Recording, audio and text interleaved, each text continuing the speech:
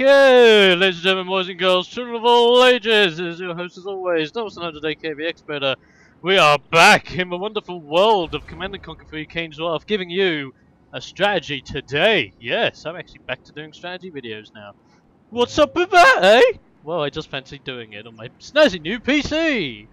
And the strategy I'll be showing you guys today is the Dark Legion strategy. But before I get into information, allow me to introduce to you a returning customer. He fails so hard he makes the women go crazy and turns them into lesbians. He is Bob. He's back, bitches, and he's back with a vengeance. He's been waiting for a chance to get back onto a video. He's back, and he's gonna fail so damn hard. But we're not here for him, we're here for me! The purple nod. Ah, yes. Now, what is up with this strategy? Like, what is the whole point of the Dark Legion strategy? Well, the Dark Legion strategy is basically winning the game using nothing but infantry. Yep, that's pretty much it. Win the game, use your infantry, kick their asses, go to the pub afterwards, get a few beers, and then get drunk afterwards and then play another game, because quite clearly the one thing you want to do when you're drunk is play games and find out that you're pretty much the most badass guy on the planet because you kick someone's ass with infantry. But that's the premise! And let me see here, I've already got a few rifleman squads and a few missile squads coming up here, and the main point of having these guys up here, especially on this map, which is one of my favourite, if not my favourite 1v1 map. The secret behind this is that you really want to dominate the middle as soon as possible and get this Tiberium spike. Once you've got this Tib spike, you're going to be able to set up a defensive line about here and guard pretty much all of that bridge. As you can see there, those missile squads are fighting off other missile squads, and it's just great. Because what you can even do is, you can effectively, after you've dominated the bridge, take out the bridge completely and then repair it by shoving an engineer in here. And then once you've got your forces set up in the middle, just streak them straight across into your enemy's base and make them wish that they had never been born.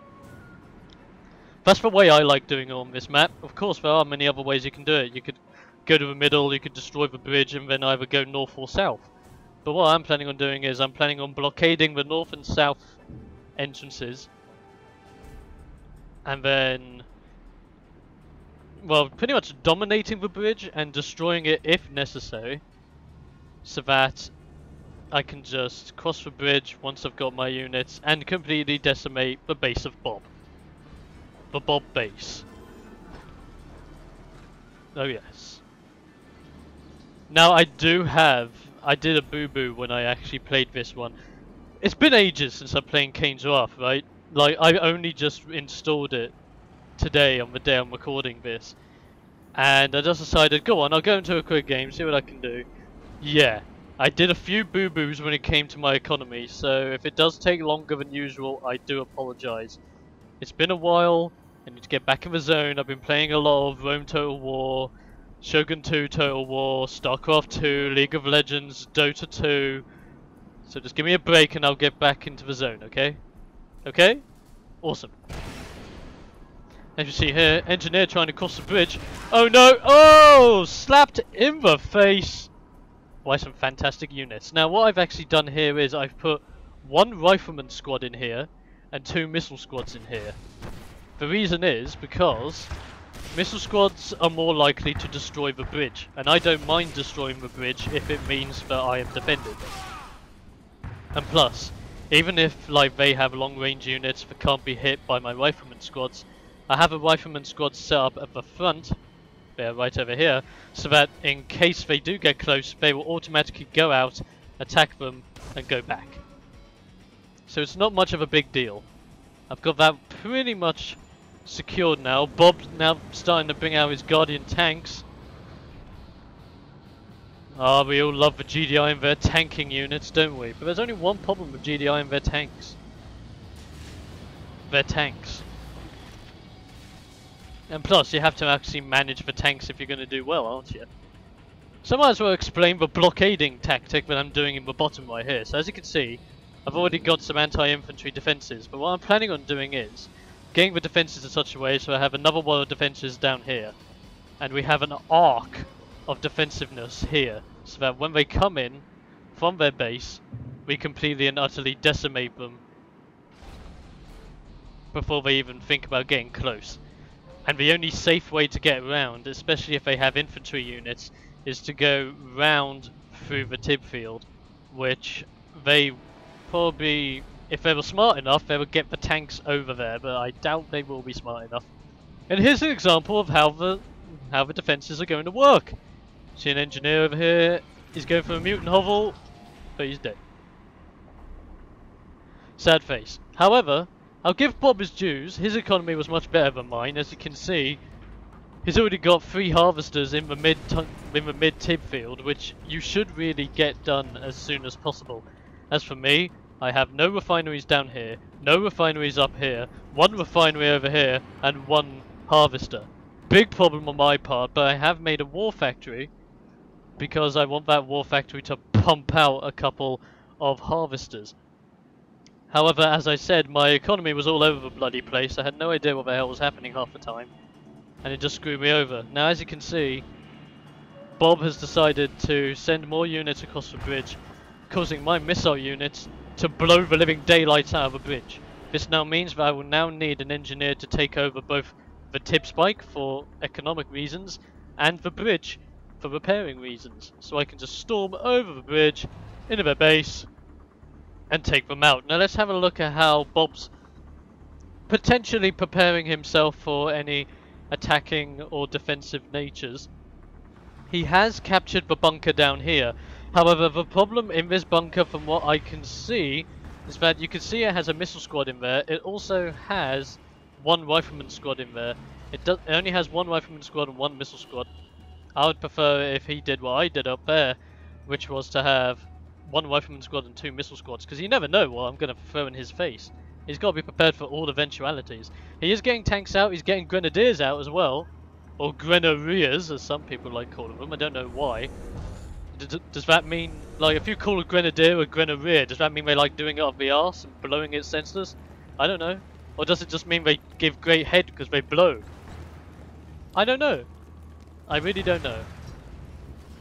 But Bob's grenadiers are now going to go round into my defensive line up here for my anti-infantry units. Still blockading the bridge. Now captured the tip spike, so my economy is going to build up. And here we are! They're going straight for my defensive line. Even the anti-vehicle based defences are wiping them out. However, I will be repairing them. I love Nod's based defences to bits, just because they're just so much more fluent and different, if you know what I mean. The squints are different, but they're a little bit awkward in my opinion, and the GDIs are just standard. There's nothing really special about them, they're just standard. Not saying that I don't like them, I love their base defences, but the base defences are your normal base defences, while with Nod, you can really get diverse with them, because with Nod, with their base defences, you get their 3 turrets, and upon upgrading, you can get a 4th turret over the node, but do realise if this goes out, all these go out.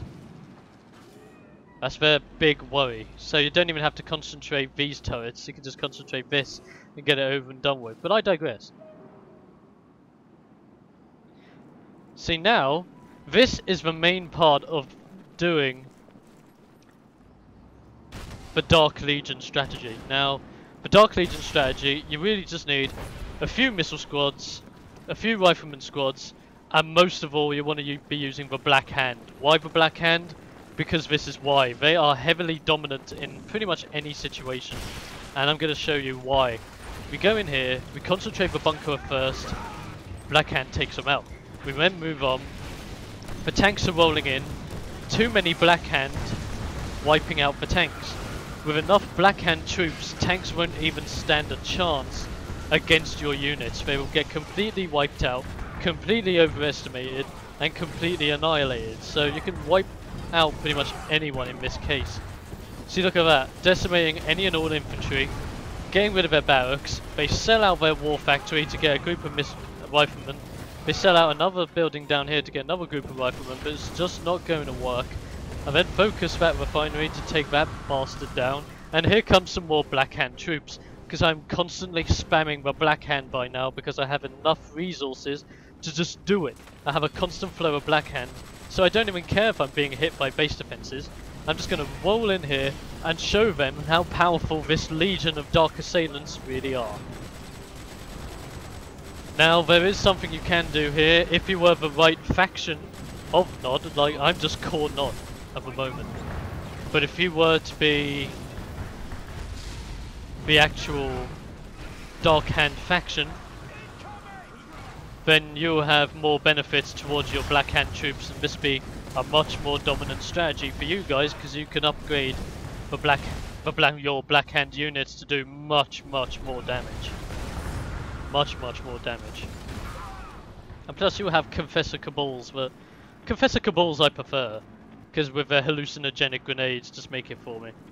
So this is when I was just taking a little breather. I pretty much made it so that Bob cannot make a single friggin' thing anymore, which is awesome. Plus I've got some more Black Hand troops to come down, so it's about time I let them come down, if you know what I mean. Now one thing I will say, if you look at my base at the moment, 2 barracks is the way to go, at least 2 barracks. You can go 3 or 4 to maximize your output of infantry units and mix and match which infantry units you get out. Command center is needed for more of your advanced infantry units, especially this as well. And this that you have to deal with is of course everyone's favorite,